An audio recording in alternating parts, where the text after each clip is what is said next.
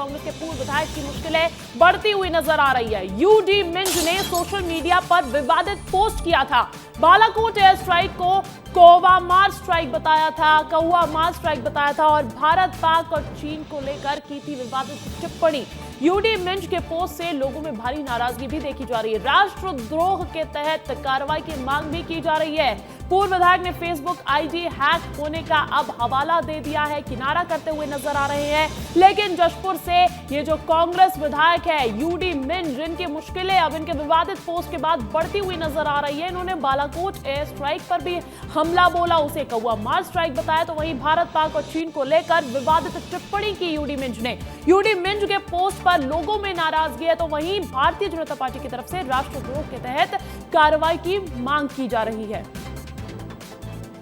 और इसी बीच देखिए, कांग्रेस के पूर्व विधायक यूडी मिंज के बयान पर अब सियासत भी गरमाने लगी है। बड़ी खबर आपको बता दें, बीजेपी ने पूर्व विधायक को सोशल मीडिया में अब जमकर घेरना शुरू कर दिया है। बीजेपी का यहां पर कहना है कि भाषा देखकर लग रहा है कि पाकिस्तान के पैरोल पर है यूडी मिंज।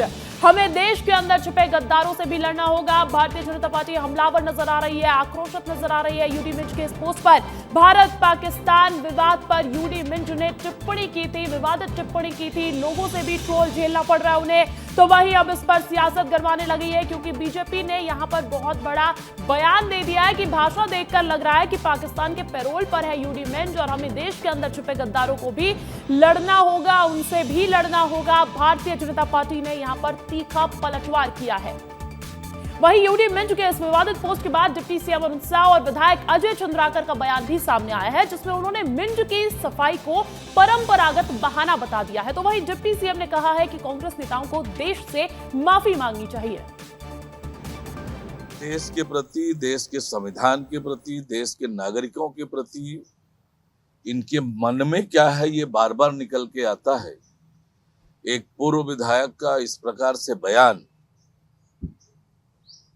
कांग्रेस नेताओं को इसके लिए देश से माफी मांगनी चाहिए और यूडी मिंज के खिलाफ कठोर से कठोर कार्यवाही उनकी पार्टी को करना चाहिए। ये बहुत दुर्भाग्यजनक है कि एक पूर्व विधायक इस प्रकार की भाषा का इस्तेमाल कर रहे हैं।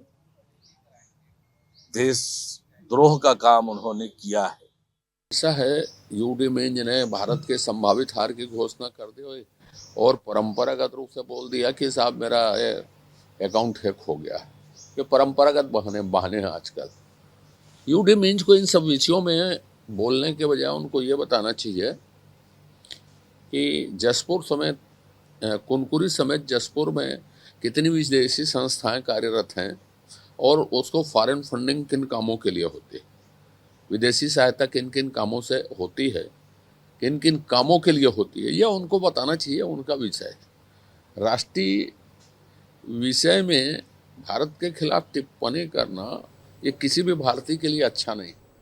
चलिए, पोस्ट ही कुछ ऐसा माना जा रहा है जिसको लेकर सियासत भी गरमाती हुई नजर आ रही है। इस पर अधिक चर्चा करेंगे। खोमन साहू सहयोगी रायपुर से फोन कॉल पर जुड़ गए हैं। खोमन, पूरा मामला क्या है? यूडी मिंज के जो मुश्किलें हैं वो कैसे बढ़ गई और आने वाले दिनों में कैसे बढ़ सकती है, सब कुछ बताइएगा विस्तार से।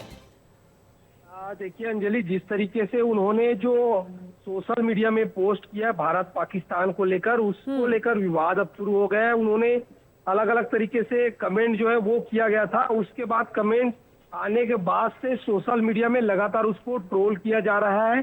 चाहे जो छत्तीसगढ़ की आम जनता है वो अलग अलग तरीके से सवाल पूछते हुए नजर आ रही। चूंकि कांग्रेस विधायक है यूडी मिंज, आप उप मुख्यमंत्री अरुण साह की बात करूं या वरिष्ठ विधायक अजय चंद्राकर की बात करूं, अंजलि, दोनों ही निशाना साधते हुए नजर आ रहे हैं। ये कहते नजर आ रहे हैं कि जो परंपरागत कांग्रेस का बयान आता है, बहाना है, वो कहीं ना कहीं देते हुए यूडी मिंज नजर आ रहे हैं। क्योंकि पोस्ट आने के बाद यूडी मिंज ने सफाई भी दी है। अब देखने वाली बात होगी आने वाले दिनों में क्या यूडी मिंज लोगों से माफी मांगते हैं, क्योंकि बहुत सारे लोगों की जो भावनाएं हैं वो आहत हुई है। और क्या इस पर सियासत आने वाले दिनों में भी आपको और भी देखने वाली बात होगी। राष्ट्रद्रोह के तहत तो यहाँ पर कार्रवाई करने की मांग की ही जा रही है, लेकिन साथ ही साथ सवाल ये भी खड़ा होता है, जब कांग्रेस पार्टी के आला नेता यहाँ पर पूरा सहयोग सरकार को दे चुके हैं इस आतंकवाद के खिलाफ, तो यहाँ पर क्यों कांग्रेस पार्टी एकमत होती हुई नजर नहीं आती है? कोई ना कोई बड़ी चुनौती पूरी पार्टी के लिए खड़ा कर ही देता है। बहुत बहुत शुक्रिया खोमन तमाम जानकारी देने के लिए।